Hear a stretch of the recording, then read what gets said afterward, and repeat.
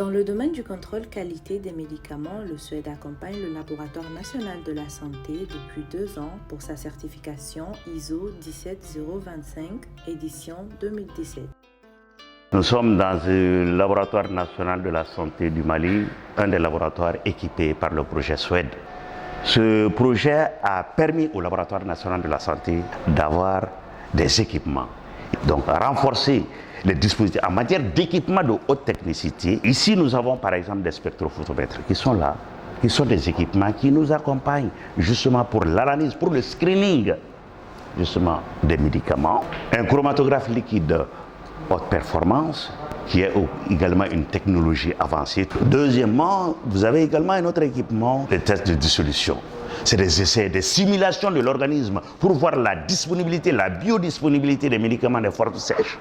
Donc, c'est des essais de comparaison, des essais pharmacotechniques, comme on dit un peu, pour évaluer la qualité des médicaments. Ce n'est pas un seul équipement qui va analyser un médicament de façon complète, mais ça va analyser un certain nombre de paramètres. Il s'agirait de la teneur, il s'agirait d'autres éléments tels que la teneur en eau avec les Karl Fischer et autres, tels que le pH de la solution, tels que l'infrarouge également, le spectre infrarouge, et tels que également les essais de désagrégation. Donc, renforcer les capacités technico-analytiques du Laboratoire national de la santé et donc managérial en plus pour l'accompagner dans son système d'accréditation ISO 17025. Et c'est ce qui est fondamental.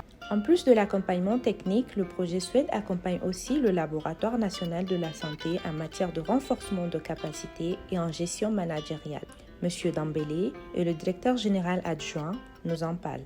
Avec l'accompagnement du projet Suède, ceci nous a permis d'aller vers un système de gestion de la qualité, donc qui est même une exigence de l'UEMOA. Ceci nous a permis d'avoir des équipements, ensuite d'avoir une formation pour tous les personnels sur ces équipements. La deuxième phase a consisté à l'élaboration d'un système de gestion qualité.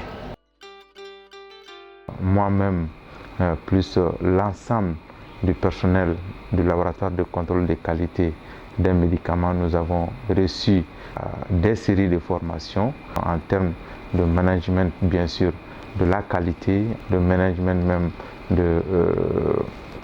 de la sécurité au niveau du laboratoire.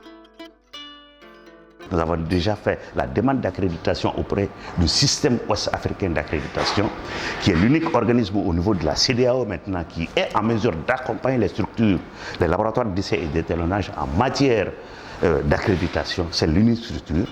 Pour notre part, je suis sûr que le rendez-vous de l'accréditation est à l'horizon pratiquement 2020.